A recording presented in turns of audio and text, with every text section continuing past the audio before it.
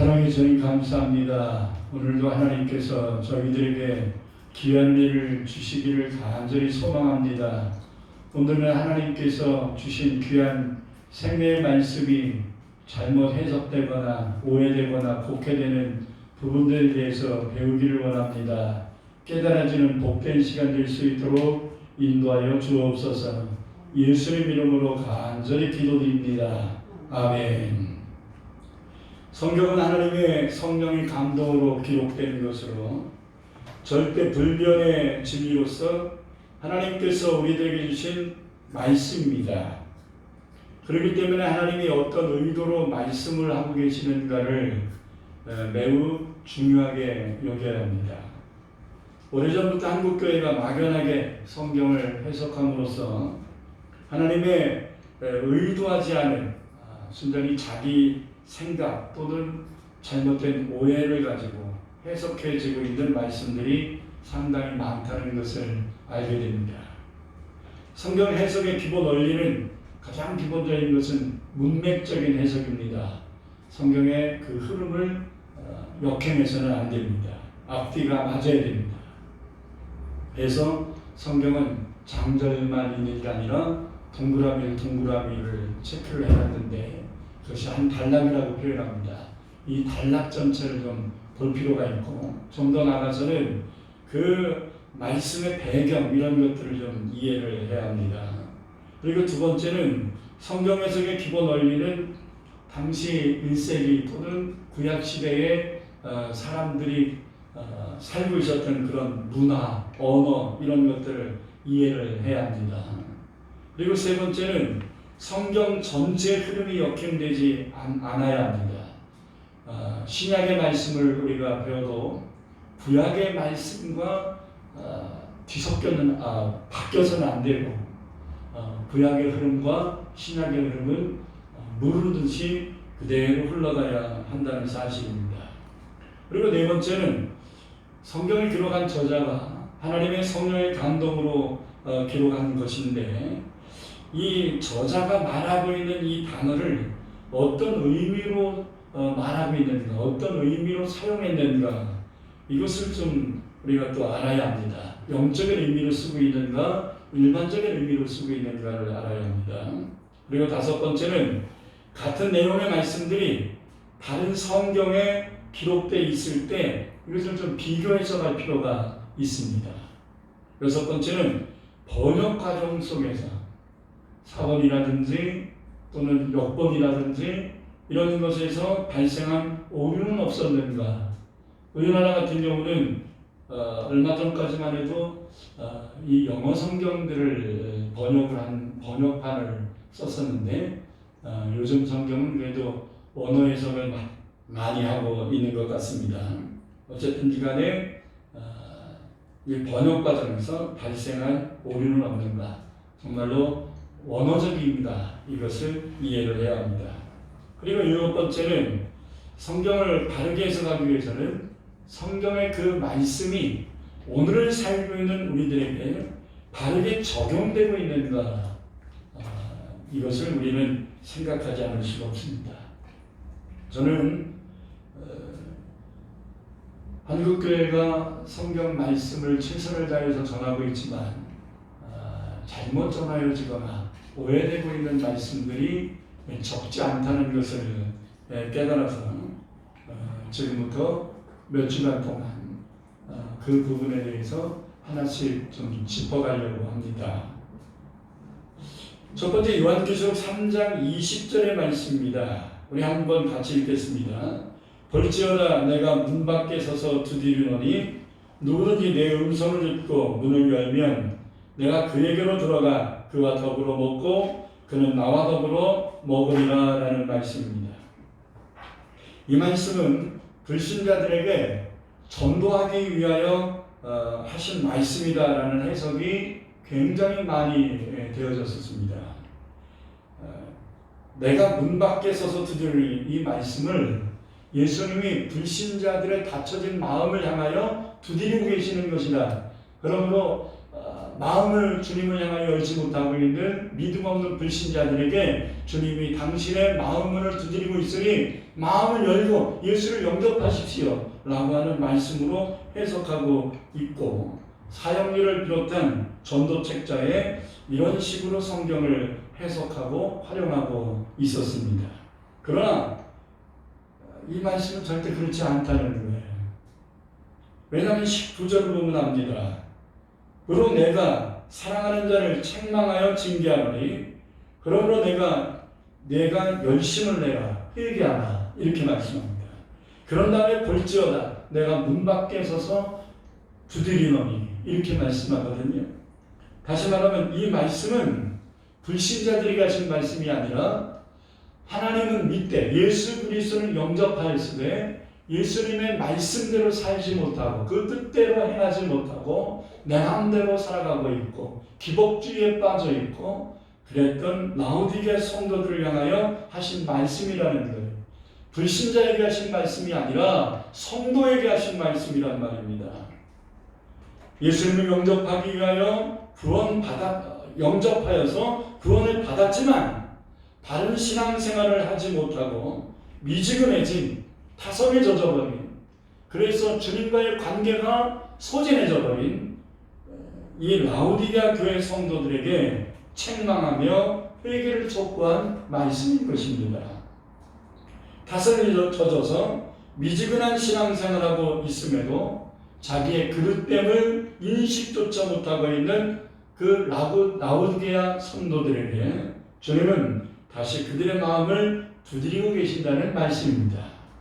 다시 말해서 이 말씀은 볼지어다 내가 문 밖에 서서 두드리노니 누구든지 내 음성을 듣고 문을 열면 내가 그에게로 들어가 그와 더불어 먹고 그는 나와 더불어 먹으리라. 이 말씀은 신앙의 회복을 촉구하고 계신, 타성에 젖어 있고 미지근해진 라오디게 성도들과 우리들을 향하여 다시 예수님과의 관계를 회복시키고 그것을 촉구하고 있는 말씀으로 해석하는 것이 옳은 것입니다.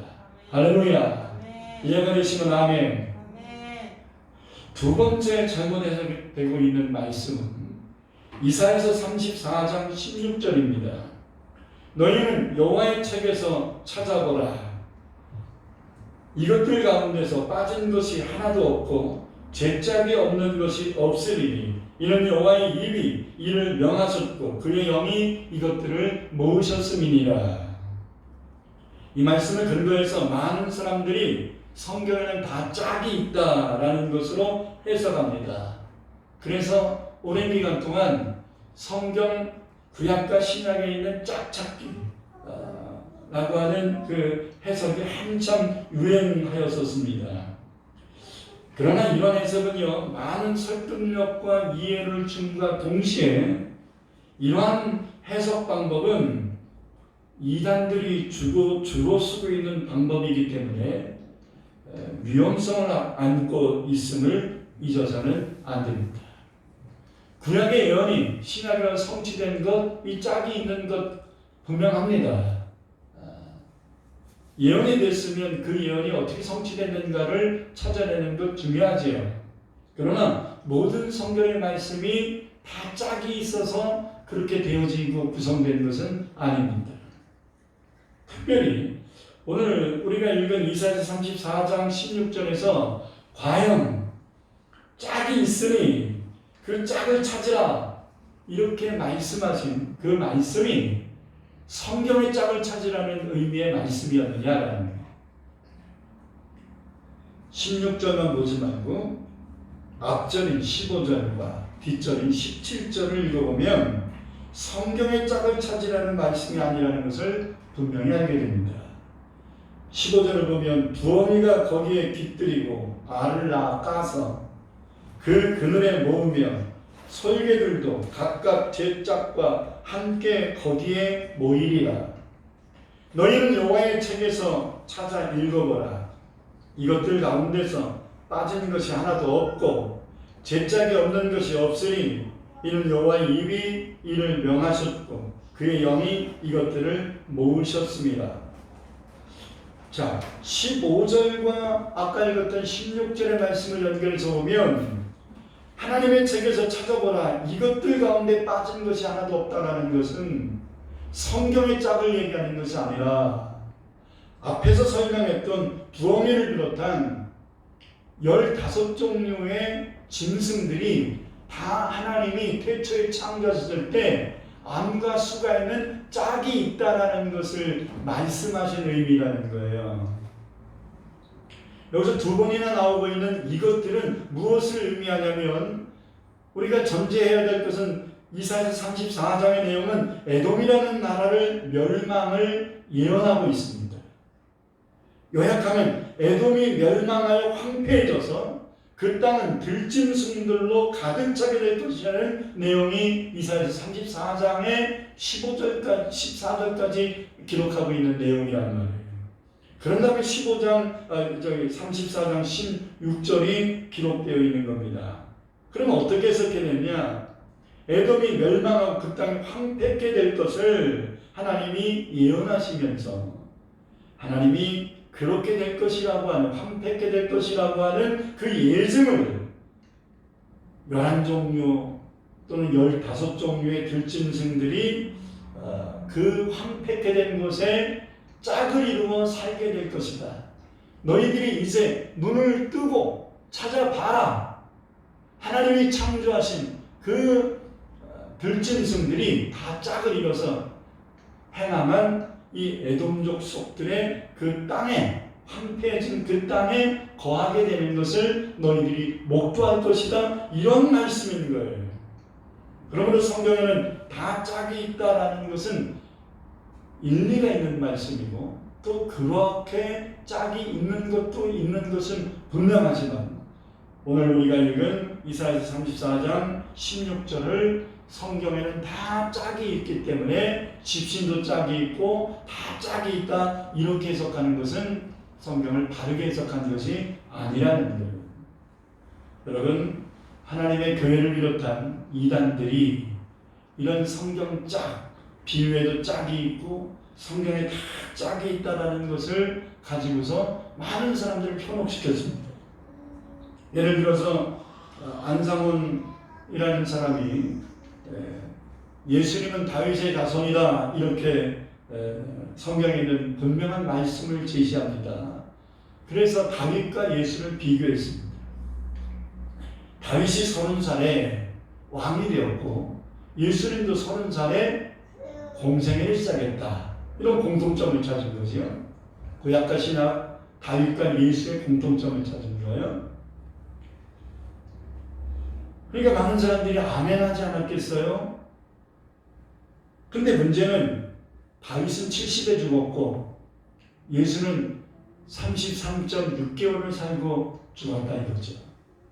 그러면 다윗은 모든 인생을 70년을 살면서 완성을 해어서 하나님의 마음에 합한 자라는 칭찬을 받을 정도로 퍼펙트한 인생을 살았는데 예수 그리스도는 십자가에서 다 이뤘다가 말만 하고 다윗과 같은 70년의 인생을 살지 못하고 반토막쳤다는 거예요.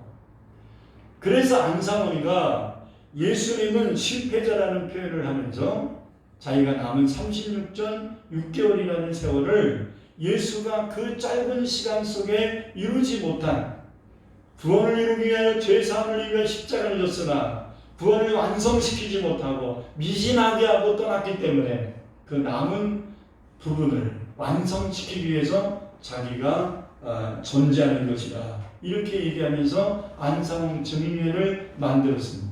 그것이 오늘날의 하나님의 교회라고 하는 이단입니다. 그래서 안상홍 씨는 그렇게 해서 죽었습니다.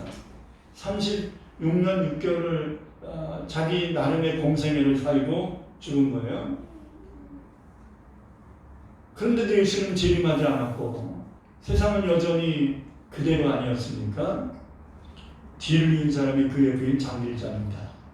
이 장길자가 안상홍의 뒤를 이어서 교주가 된 다음에는 안상홍이가 예수가 이루지 못한 구원을 완성시키고 왔다고 하니까 이제 자기는 할 일이 없는 거예요. 완성했는데 뭘 하겠어요? 그래서 이 장길자는 또 머리를 돌리고 성경을 찾아냅니다. 이게 짝짝해요.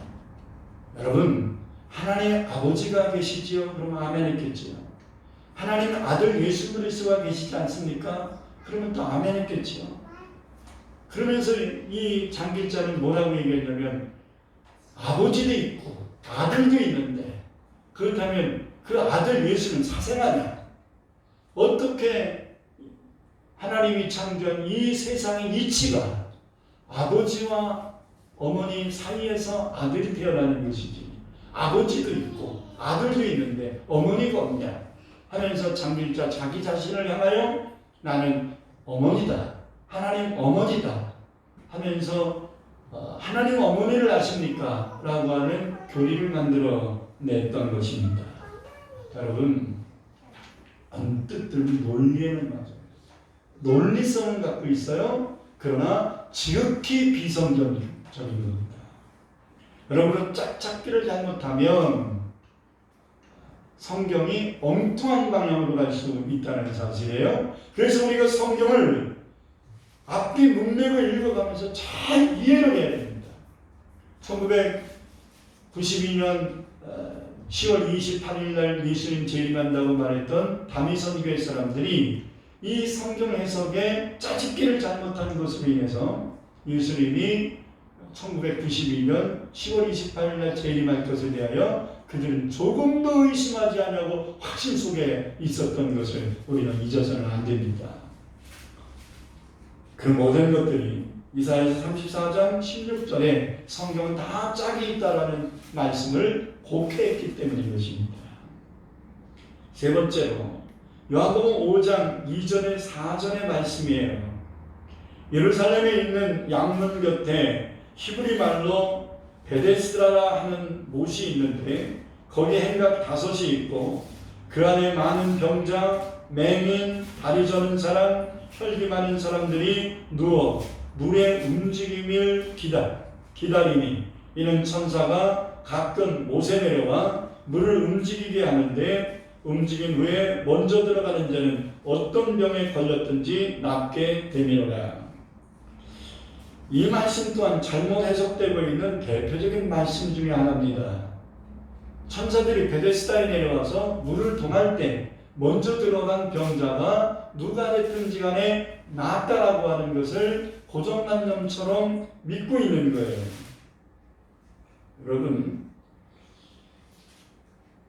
과연 하나님께서 달리기 잘하는 사람에게 병을 고쳐주는 우선권을 줬을까? 그것은 지극히 비성경적인 해석인 것입니다. 특별히 이 베데스다에 모여 있었던 이 연못에 모여 있었던 환자들의 그 병들을 보면 맹인이에요. 맹인이 빨리 뛸 수 있나요? 다리 저는 사람이에요. 빨리 뛸 수 있나요? 혈기 많은 사람이에요.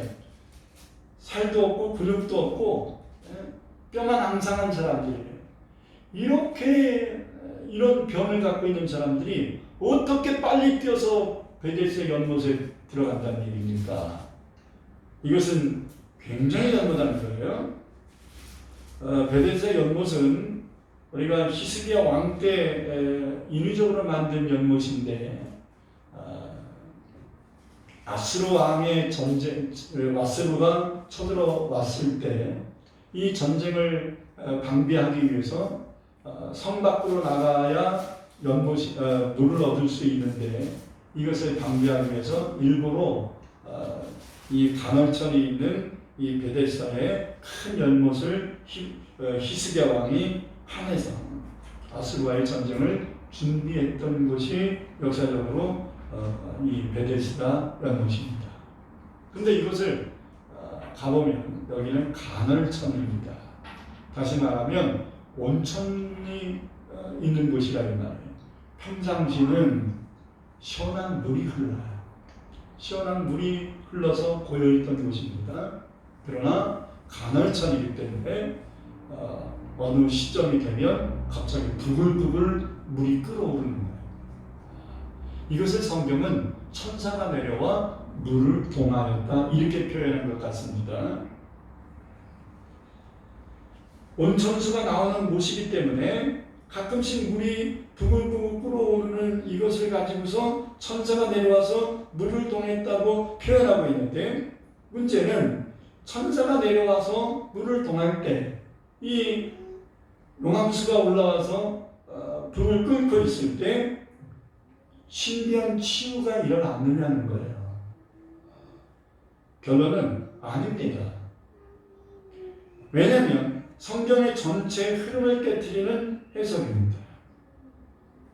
첫째, 이전에 기록된 베데스다 연못에 있던 병자들이 하나같이 빨리 뛰어들어갈 수 없는 존재예요.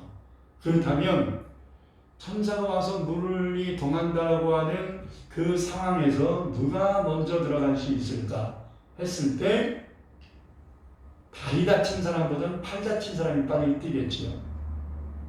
눈 다친 사람보다는 입이 삐뚤어졌다든지 귀가 안 들린다든지 이런 사람들이 빨리 뛰겠지요.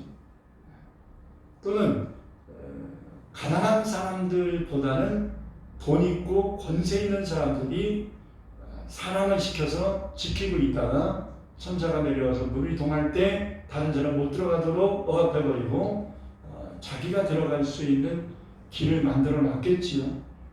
천사가 와서 물이 동할 때 처음 들어가는 사람이 낫는 것이 맞는 얘기예요. 그러나 성경은 한 번도 그런 식으로 하나님이 치유하신 적이 있다고 말씀한 적이 없습니다. 하나님은 우리의 믿음의 행위와 순종을 통하여 치유하셨지, 이렇게 인간적 노력과 그리고 등수에 의해서 역사하신 적이 없다는 사실을 우리는 기억해야 합니다. 아멘. 둘째, 이런 일이 이전에도 있었다면 이 요한복음 이전에 구약 성경에 한 번은 이 베데스다 연못에 대한 치유 사건이 기록되어 있어야 되고, 그리고 또 이것이 사실이라면 사도행전이라든지 그 후의 역사 속에서 베데스다 연못에 이 신비한 치유 사건들이 꼬리에 꼬리를 물어야 되는 것 아니겠습니까? 그러나 그런 기록이 구약에도 없고 신약에도 없고 역사 속에도 한 번도 없다는 사실이에요.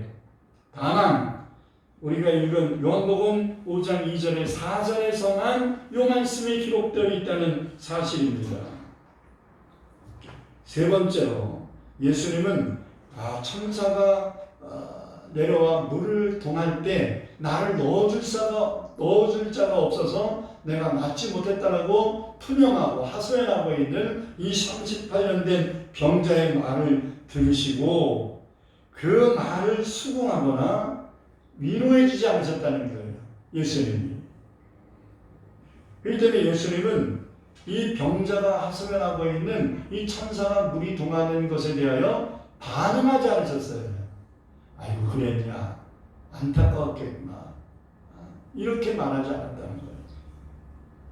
네가 낫기를 원하냐, 네 상을 들고 일어나 걸어가라 하면서 이 병자가 천사가 물이 동한 그 이 말에 대하여 전혀 반응하지 않으시고, 네가 낫기를 원하면 그런 거 연연하지 말고, 그런 뜻이죠. 그런 거 연연하지 말고 네가 믿음으로 일어나서 상을 들고 걸어가라, 이렇게 말씀하였더니 그 말씀에 순종하니까 이 38년 된 병자는 나았다는 거예요.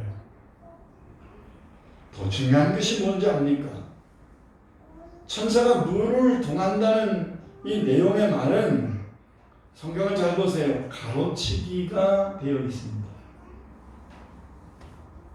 가로치기가 어디부터 되어 있냐면, 물의 움직임을 기다리니 이는 천사가 가끔 못에 내려와 물을 움직이게 하는데, 움직인 후에 먼저 들어가는 자는 어떤 병에 걸렸든지 낫게 되밀어라. 이게 가로로 되어 있어요.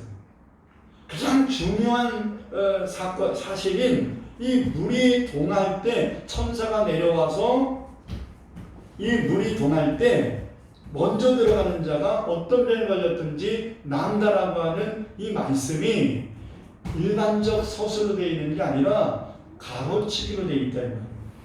그러면 이 성경에 가로치기가 되어 있는 의미가 뭐냐? 그것은 어떤 사본에는 이것이 있는데 대부분의 사본에는 없다는 거예요.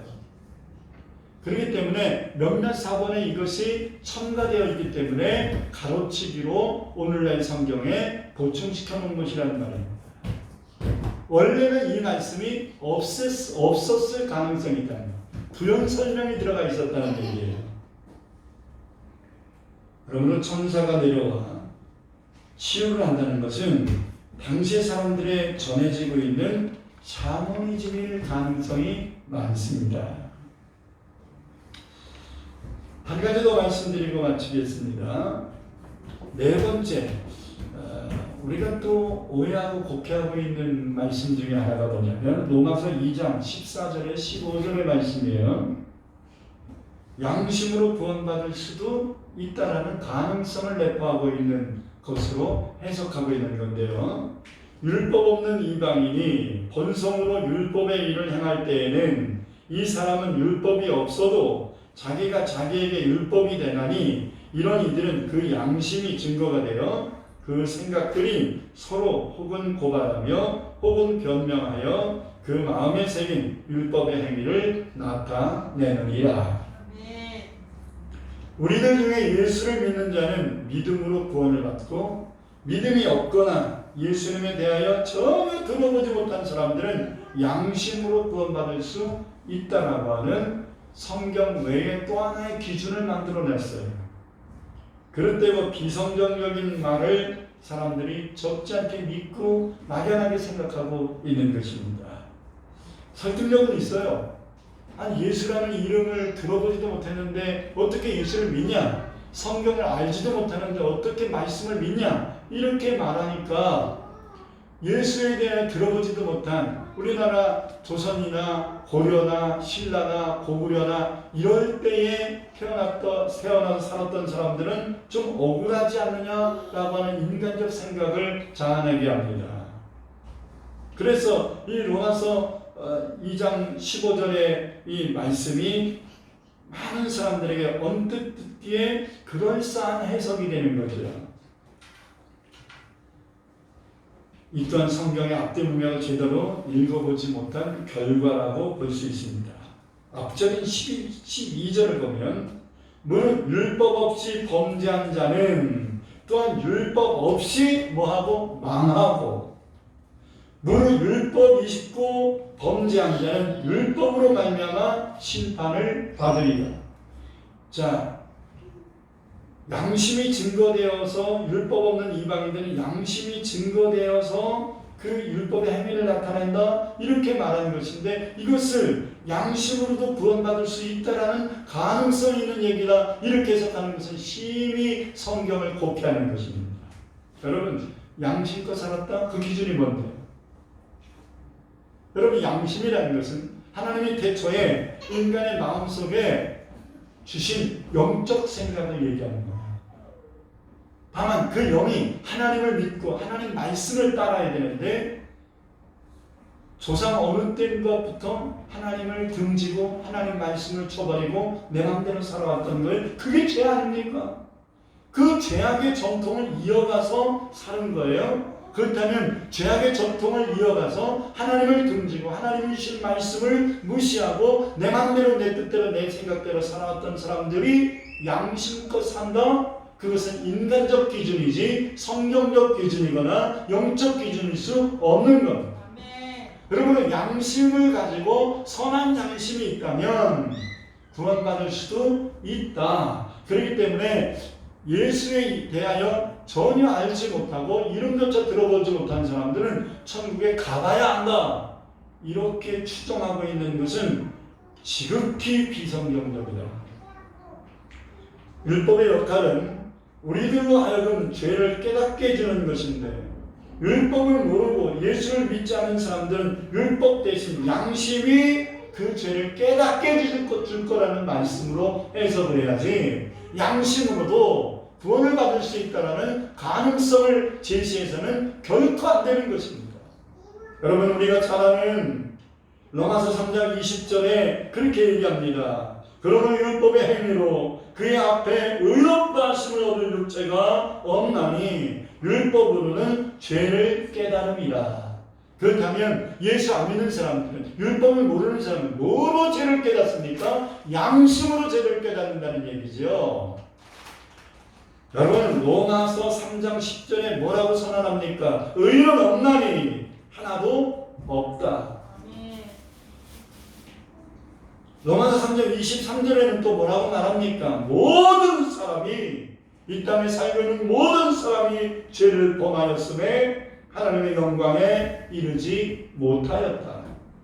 이렇게 선언하지 않습니까? 그러므로 믿음이 없는 사람이 양심으로 자신의 죄를 깨달아 자신이 죄인임을 알게 된다는 말씀으로 해석을 해야지, 예수를 모르고 말씀을 모르는 사람들은 양심으로도 구원받을 수 있는 가능성이 있다, 이렇게 해석하는 것은 안 된다. 오늘은 시간이 다 되었기 때문에 오늘 여기까지 말씀만 우리가 상고하도록 하겠습니다. 오늘 주신 말씀이 여러분의 마음속에 잘 담겨질 수 있기를 소망합니다. 사랑해 주님 감사합니다. 오늘부터 몇 주간 동안 하나님의 귀한 말씀이 바르게 해석되지 못한 부분에 대하여 우리가 상고하기를 원합니다. 들을 때 바르게 알게 하시고 깨닫게 하옵소서. 예수님 이름으로 간절히 기도드립니다. 아멘.